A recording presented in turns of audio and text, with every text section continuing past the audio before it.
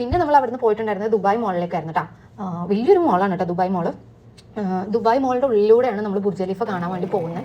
അവിടെ water ഡാൻസിങ്ങും water show കാര്യങ്ങളൊക്കെ ഉണ്ടായിരുന്നു കേട്ടോ.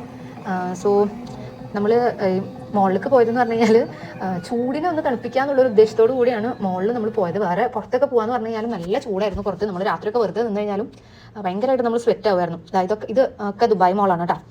അങ്ങനെ നമ്മൾ ചോദിച്ച് പറഞ്ഞൊക്കെ നമ്മൾ അങ്ങനെ ബുർജ് ഖലീഫിൻ്റെ വാട്ടർ ഷോൻ്റെ അടുത്തേക്ക് എത്തി.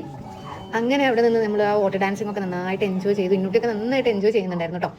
അതൊക്കെ കഴിഞ്ഞ് പിന്നെയും ഞങ്ങൾ മോളിൻ്റെ അകത്തേക്ക് തന്നെ പോയി. ഇന്നൂട്ടിനെ ഇങ്ങനെ വിട്ട് കഴിഞ്ഞാൽ അവൾ അങ്ങനെ ഓടി അങ്ങനെ നടക്കട്ടോ. പിടിക്കാൻ ഭയങ്കര പാടാണ്. പിന്നെ അത് മോളിൻ്റെ ഉള്ളിൽ തന്നെയാണ് കേട്ടോ. ഇത് ദുബായ് മോളിൻ്റെ ഉള്ളിൽ തന്നെ ദുബായ് കൊറിയം ആൻഡ് അണ്ടർ വാട്ടർ സൂ എന്ന് പറഞ്ഞിട്ടുണ്ട്. പിന്നെ നമ്മൾ അതിൻ്റെ അകത്ത് കയറുന്നതിന് 2 years ബിലോ ഉള്ള കുട്ടികൾക്ക് ഫ്രീ ആണ്. അഡൽസിന് വരുന്നത് 199 AED എന്തോ കേട്ടോ ടിക്കറ്റ് ചാർജ്. പിന്നെ ദുബായ് മോളൊക്കെ ഒന്ന് നന്നായിട്ട് കറങ്ങി പിന്നെ നമ്മൾ അന്നത്തെ ദിവസം നേരെ തിരിച്ച് റൂമിലേക്ക് പോയി കേട്ടോ.